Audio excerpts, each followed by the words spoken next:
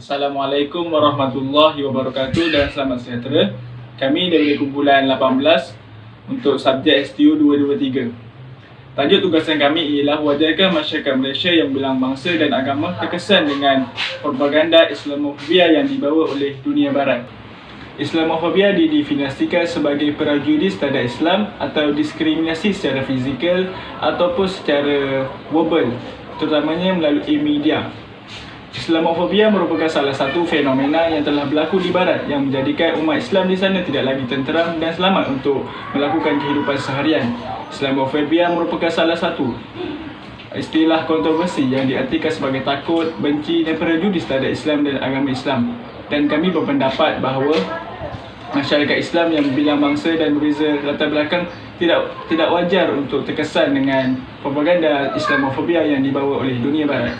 Bentuk-bentuk Islamofobia yang wujud adalah institutional Islamofobia yang merujuk kepada organisasi atau mana-mana pertubuhan yang mengasingkan berdasarkan agama. Islamofobia state pula merujuk kepada penentangan Islam dari polisi negara. Unconscious Islamofobia bermaksud Islamofobia yang berlaku secara tidak disedari. Dominan Islamofobia pula berlaku di negara yang majoriti ahlinya bukan Islam. Manakala non-dominan Islamofobia berlaku di negara majoriti Muslim seperti di Malaysia. Oleh itu, dominan Islamofobia adalah lebih berbimbangkan kerana majoriti Muslim lebih berpotensi dipinggirkan dan dilayan secara tidak adil. Antara faktor Islamofobia ialah sesetengah media massa sengaja menyebarkan gambaran negatif dan salah terhadap Islam sehingga menyuburkan Islamofobia. Misalnya, penerbitan fitnah oleh ahli politik Belanda bernama Geert Wilders yang kemudiannya disiarkan secara meluas menyebabkan masyarakat umum mempunyai stigma yang negatif terhadap Islam, khususnya Al-Quran. Ini diikuti dengan liputan yang agak tidak adil mengenai kes pembunuhan Mawar al-Shabani di Sweden, Jerman. Dari sudut lain pula, golongan intelektual bertanggungjawab menyebarkan konsep dinofobia ataupun sikap toleransi terhadap Muslim yang sekaligus menyebar kebencian terhadap Islam. Hal ini kerana golongan intelektual berupaya untuk mempengaruhi pemikiran masyarakat kerana status mereka yang dihormati oleh orang ramai. Peristiwa-peristiwa yang telah dilakukan oleh golongan fundamentalis telah menyebabkan Islam dianggap salah sebagai sesuatu yang berkaitan dengan keganasan yang boleh membawa ketidaktenteraan kepada awam. Telah dilihatkan contoh di barat, sentimental Islamofobia melonjak berikutan peristiwa serangan World Trade Center di Amerika Syarikat pada 11 September 2001 yang dilakukan oleh kumpulan Al-Qaeda. Walaupun peristiwa ini tidak melibatkan umat Islam, namun peristiwa ini telah mencemarkan imej Islam secara tidak langsung. Baik, kalau ditinjau dari segi politik dan perundangan, struktur sosial di barat bersikap lebih inklusif di mana mereka tidak bersedia menerima Islam, malah mereka menyebarkan kebencian dan meluluskan undang-undang yang menindas hak asasi orang Islam itu sendiri. Saya mengambil contoh negara Switzerland di mana mereka mengenakan undang-undang yang mengharamkan pembinaan masjid dalam negara itu sendiri. Pada pendapat saya yang lain juga, hak kebebasan seperti hak wanita, hukum hudud itu sendiri memberi gambaran yang negatif dalam fikiran orang bukan Islam terhadap persepsi Islam itu sendiri. Jadi orang Islam menganggap bahawa hukum Islam itu tidak sesuai diguna pakai pada masa kini. Jadi kita sebagai orang Islam yang faham akan bagaimana sistem Islam itu berfungsi perlu berusaha untuk mengubah pola fikiran masyarakat barat ini untuk menerima agama Islam sebagai agama yang sama dengan agama yang lain yang boleh diamalkan seluruh dunia.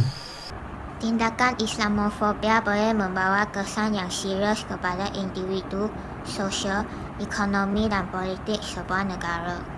Kalau Islamofobia dilakukan secara berleluasa, hak asasi penganut Islam akan terjejas.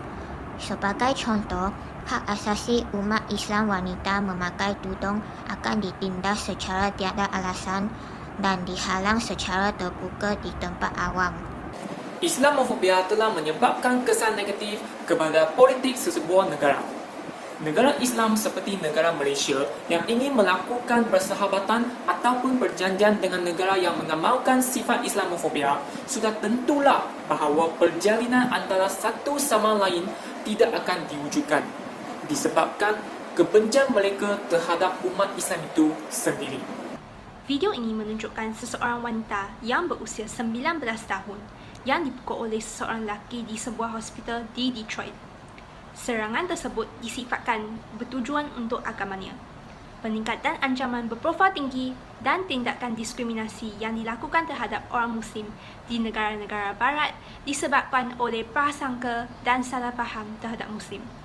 Biasanya mangsa serangan yang berkaitan dengan jenayah ini memakai pakaian yang mengenali diri mereka sebagai Muslim seperti yang ditunjukkan oleh wanita dalam video itu. Pada tahun lepas, Kesatuan Kebebasan Sivil Amerika (ACLU) bekerjasama dengan Jambatan Keadilan Amerika Syarikat dan Jambatan Pendidikan Amerika Syarikat untuk menfaulkan satu surat aduan. Menurut surat aduan ACLU, seorang pelajar bernama Somalia Muslim yang berumur 11 tahun sering didiskriminasi oleh gurunya di Arizona. Guru itu bercakap bahawa selepas Trump terpilih sebagai presiden, beliau akan mengusir semua orang Islam dan mereka juga tidak seharusnya diberi visa. Guru itu pun yakin bahawa pelajar Muslim akan menjadi penganas seterusnya. Selain itu, guru itu juga mengarahkan rakan-rakan sekelasnya untuk bersama memanggil Somalia seorang penganas. Apabila ibu Somalia mengetahui kejadian ini, ibunya pun pergi ke sekolah untuk membuat aduan. Namun, pihak pentadbir sekolah itu menasihati ibunya untuk menarik diri. Pemikiran ekstremis seperti yang ditunjuk dalam kes ini dapat mempengaruhi pemikiran anak-anak kecil. Oleh itu, pihak guru memainkan peranan yang penting dalam usaha melahirkan masyarakat yang bebas daripada propaganda Islamofobia. Kesimpulannya, Islamofobia ini merupakan sikap yang harus dibendung. Malaysia merupakan negara yang ramai rakyatnya merupakan Islam, tetapi boleh hidup dalam keadaan aman damai dan sejahtera walaupun rakyatnya berbeza kaum. Ini menunjukkan Islamofobia itu tidak seharusnya diamalkan. Malah bagi mencontoh pada seluruh dunia bahawa Islamofobia itu adalah salah.